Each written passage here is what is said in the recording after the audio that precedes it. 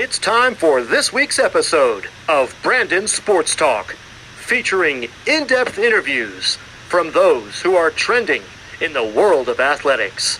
And now, here's the host of Brandon Sports Talk, Brandon Pate.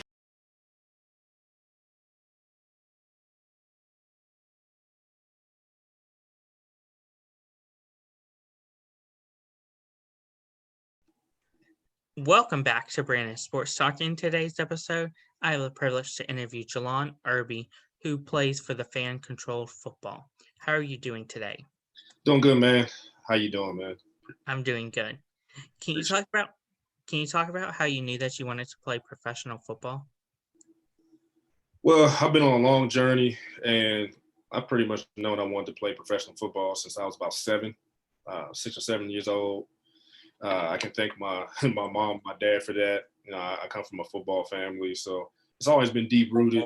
I've had an uncle who's been probably one of the best influential, I should say, guys as far as football goes, as far as him being a coach, which got me into coaching myself when I'm, in my off time from playing. So I pretty much known what I wanted to do since I was a kid, and just playing, coaching, personal training, that whole field. What was your time like playing with the University of Kentucky? None, actually, unfortunately. So at the University of Kentucky, everybody knows they play in the SEC. University known as the top dog in college football. I had a crazy road, actually. I went from Division II, decided to, take a leap of faith with Division II. An HBCU by the name of Central State, ended up going to a junior college, one of the top 10 junior colleges in the nation. I had some things transpire there, nothing bad, but just had some things transpire there. And then I decided to transfer and walk on at the University of Kentucky.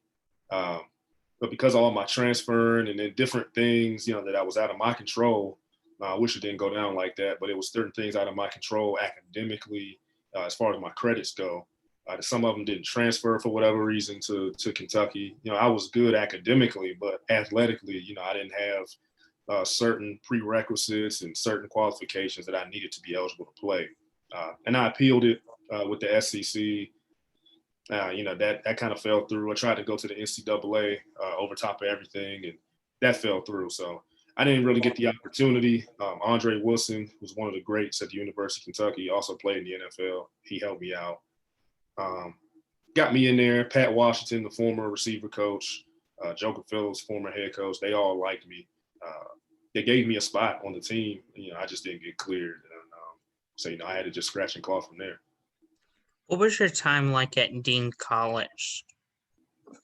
Dean College, which is the JUCO I just referred to, it was interesting because I went from an HBCU to going to a junior college. And then, I'm an East Coast guy. I'm from Washington, D.C. I'm accustomed, to the cold air in the wintertime. So being back on the East Coast, which is where Dean College was in Franklin, Massachusetts, probably about 30, 40 minutes from Boston. It was a great experience. High academic school, great football atmosphere. I think we were back-to-back conference champions, and we were going for a third straight. And then, a bunch of things happened there. You got coaching changes, and when, you have staff changes on the college level, some guys just end up on the short end of the stick, unfortunately, and I was one of those guys. Financial aid packages, because at junior college, you don't really get full scholarships.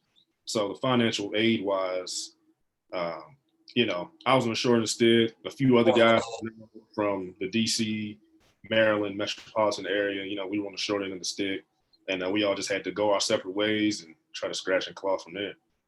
What was your time like playing for the Cincinnati Flex? Well, Cincinnati Flex, that was an arena football team, obviously up in Cincinnati, Ohio. I was a lower level arena team, and I had a lot of fun. That was my first time playing, indoor football, arena/indoor, whichever one you refer to it as. We ended up going, I don't remember the exact record, but we ended up making it to the championship game. We got stomped in the championship game by a team up in Chicago, but that was my first time playing arena, and I'm a wide receiver at heart. I know football, though, and I'm pretty good at defensive back also. And because of that, when I went to a team, a guy I used to coach with, he was already on the squad, and they needed more guys, for camp.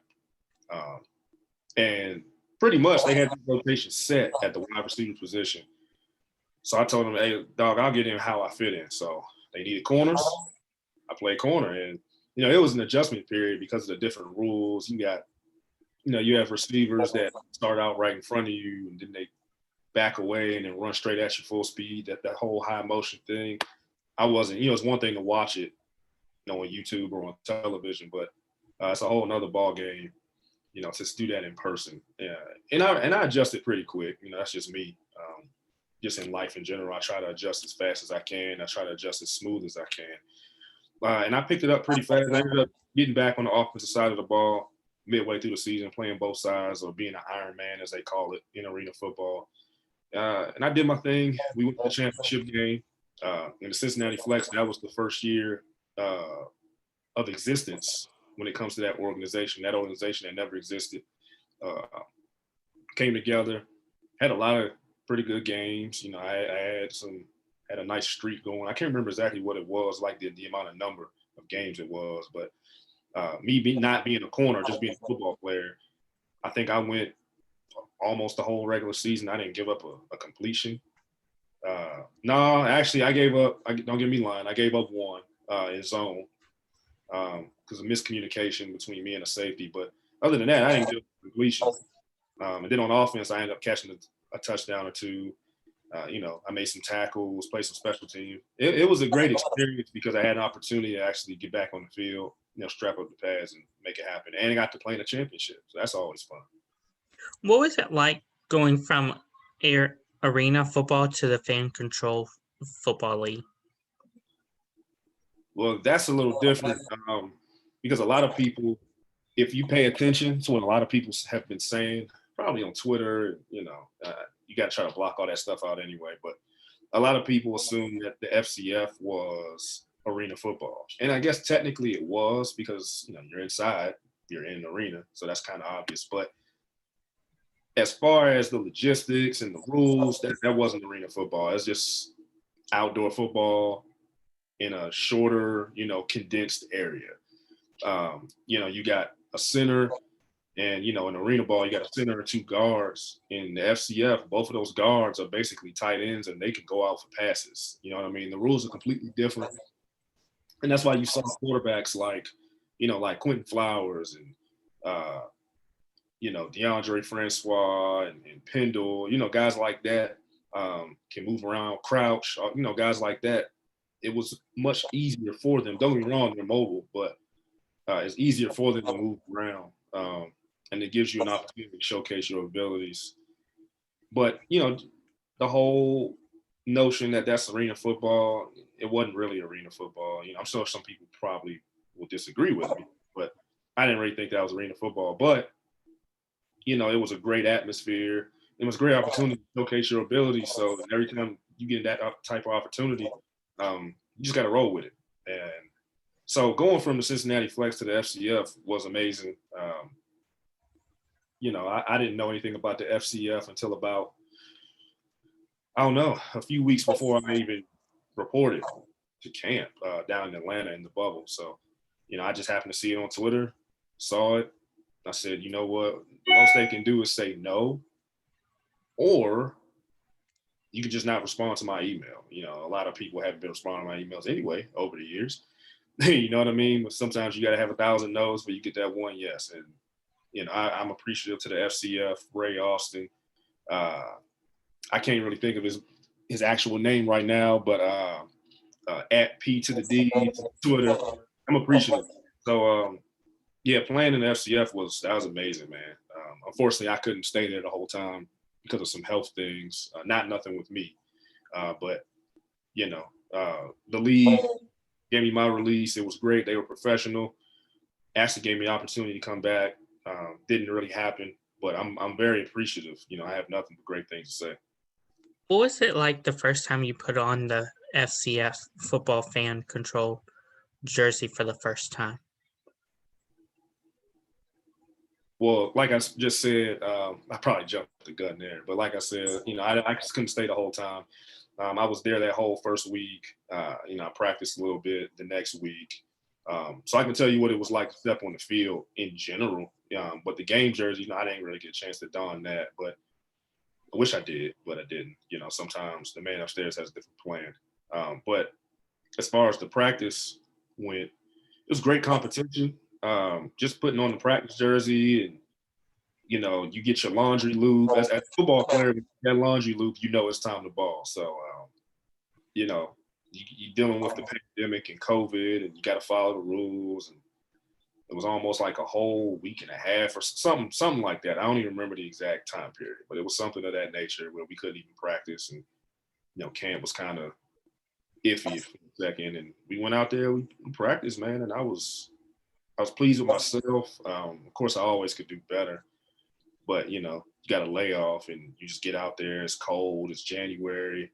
Atlanta or not, it's still cold. But, yeah, it was amazing going out there. You know what I mean? Being out there, having the offense wearing all black, and you see the defense in white. Once you look around, you're like, oh, it's real. We out here. It's time to ball. You got the coaches up there. Coach Jenkins, Coach Jenks. He up in the where was he at? In the stands? Yeah, he's up in the stands. We're all looking up like this, and he's got a megaphone and the receivers coaches, Coach Ford, a lot of people call him OG. He used to coach the Dallas Cowboys in the 90s when they won those 3 Super Bowls. And Coach Hargrave used to coach with the 1998 Minnesota Vikings, one of the greatest offenses of all time. And it was an honor. It truly was. We had guys on our staff who coached at Alabama. It was amazing. It was amazing. And not just as a player, but for me as a coach, coaching high school football, being an offensive coordinator on the high school level, it helped me a lot.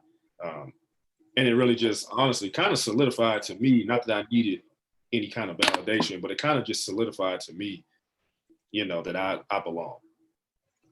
Speaking about, of course, coaching and playing, what is that experience like when you were playing football and you were coaching football at the same time? It, for me, it's not difficult. I'm sure for others, they have to figure out, how to flip the switch on and off, I should say. Because coaching and playing are 2 completely different things. And I think that is something that, a lot of people, they have a hard time grasping. And it's not everybody's fault. Sometimes you just gotta ease your way on into it. As a player, you can be a little bit more, what's the word? Macho or machismo, as some people say. When you're a coach, your ego has to go out that door. Your ego got to go because it's about what's best for the team. It's about what's best for your players. It's about what's best schematically. It's about what's best for, down the road and not right now. Sometimes as a player, you just worry about what's going on right now. I'm lined up against, a top corner in the FCF. My goal right now, I've got a dig route, and that's my goal. Well, as a coach, I may say, okay, I got this X receiver over here in the corner that lines up in front of him. He breaks on everything. He's extremely aggressive. I may not want to try to double move him in the first quarter. I might run a bunch of short stuff, first quarter, second quarter, third quarter, though, I might hit him with a double move. Wherever that corner's at, no matter who it is, I might hit him with a double move. And it's all about this. As a player, it's about this also. But, as a player, it's I was at the gym earlier, not too long ago. And, it's about that. You got to be in the gym. You got to be on the field, putting the work in physically, mentally also, but it's more physical as a player than it is coaching. Coaching, there's no physicality in it at all. It's all this. So because I've been doing it for a while, my coaching ability has actually enhanced me as a player. And I'm very blessed to be able to say that, and I'm fortunate for it. What are some of your future plans whenever it comes to your playing career? Well, just like everybody else, I would love to get a shot at the NFL, maybe Canada, maybe the XFL, or whatever, I'm not going to say it on here, but there's rumors that there might be another league. forming from some leagues that I just named. If you get on Twitter, you can see it. I'm sure some people know what I'm talking about. But, I would love to get a shot. Maybe even playing that team again. I would love to get that shot. It's not hard, at least for me, it's not hard to reach out to NFL clubs. So who knows? Maybe I get a shot like at a rookie mini camp, or I get a shot at just a regular mini camp. Maybe I get called in a training camp, something, and if that happens, you got to take it. And that's a once in a lifetime opportunity. Only 1% of the human population, get the opportunity to play professional sports, especially professional football. That opportunity comes, I'm gonna run with it. Excuse me, I'm gonna run with it because that's what you got to do. I have a bunch of stuff online. I'm sure a lot of people who may watch this, if they've heard of me before, they can Google my name. A bunch of stuff comes up from the USA Today, SB Nation. I have a story, just like everybody else does. I'm no different than, I know you interviewed my guy Tredante Hill. He's got a story. He's got a great story. The Flash. Flash that. Shout out Tredante. Guys like Logan Marchie that played in the FCF also. My guy, he's also a coach. So I had that in common with him as well. There's a lot of guys that have stories. I'm just one of them, and, I made a promise to my grandmother when I was 7 years old that I would never give up until I had an opportunity. And if I never got the opportunity, I want to be able to look back and say, I gave it all I had. I should be able to look up, say, Grandma, tried all I could. You know what I mean? And I'll be happy with that if I take it to the end. And I always tell people, when something's over, you don't got to keep asking yourself. I've had situations, friendships, business relationships, jobs, all of that. You wake up and it's just like, that's it. It's over. So, it's time to do something else. And at that point, I'll be a coach full time. And I'm a coach full time now. I just have the luxury of being able to bounce back and forth from a coach and a player. And I don't miss a beat on either side. I don't neglect coaching for playing. I don't neglect playing for coaching. But if I were to get, a shot at the NFL, like at a camp this spring or this summer or something of that nature, then I guess I'm a player full time. And, coaching, I can coach until I'm 80 years old, God willing. But, that's that's how I look at it. What advice would you give upcoming future professional football players looking to get their start? Well, first things first is just, I wish somebody would taught me this, but just understanding the process. A lot of people will give you that cliche answer and, don't give up. And don't get me wrong, that's the truth. You got to have willpower. You can't give up. However, you have to understand the process. And the process is, where do I start? What comes next? What comes after that?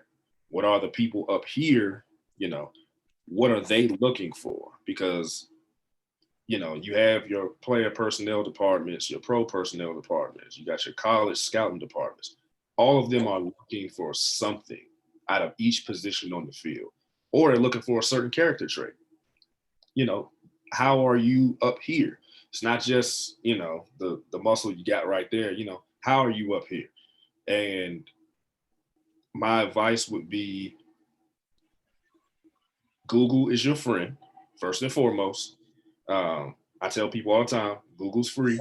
You don't have to search for it. You don't have to look too far. Type in google.com, type in whatever you want. It could be the silliest question. Type it in. Google's got an answer for you. Always understand, and this is something I had to learn, and nobody told me at a younger age, but, NFLPA agents, which is NFL Player Association agents, those are the guys that NFL teams really want to talk to, unless you're really that guy, or unless they really think that you truly have the talent. You can't nobody else can negotiate a contract. So I had to learn that type of stuff by myself. Like, I used to have an agent. I don't have one now, but I used to have an agent that was a CFLPA agent, and that was fine. I had some workouts, like with the Winnipeg Blue Bombers, and, I had some different setups with some other teams. And, got some legit looks. I talked to an NFL team before, but I did all of that on my own. But that's because I educated myself behind the scenes. I asked around on my own. I made phone calls on my own. I still haven't got a yes. It's years later, double-digit years later. I still haven't received a yes. I've received thousands and thousands and thousands of no's, yet I'm still going at it because I understand the process. And the reason I keep going at it the reason I keep going at it while understanding the process is because I know how to get it done. And that's because I've researched, and it's all about just feeding this. You gotta feed your brain. And once you do that, sky's the limits. Just feed your brain, everything else follows. That's so inspirational. Where can my listeners find you at on social media? Social media, man. On Instagram, I got what it was Urbanator Incorporated. Sorry about that. I'm really thinking about it. It's Jelani Irby Official. All right, so first name Jelani, last name IRB as in boy Y Official. That's my Instagram. Twitter is just Irby Official. So IRB as in boy Y, got official, it'll pop right up. I'm from Washington D.C. and I have a link up there for I think it's the SB Nation story. I think one of my articles going there though, so you'll see it. I'm not really booming like that, so if y'all get on Twitter and y'all see I have 300 followers or less, don't think it's a fake. I'm not on social media like that, and when I do get on social media, it's just something to do. I don't let it consume me or nothing like that. I'm not that guy. You know what I mean? So Instagram, I've got 800 something. So if you want to follow me, it's not a trick. It's not a catfish. It's real. Thank you again, Jelani, for your interview, and best of luck in the Fan Control Football League and in your future. Thank you, man. I appreciate it.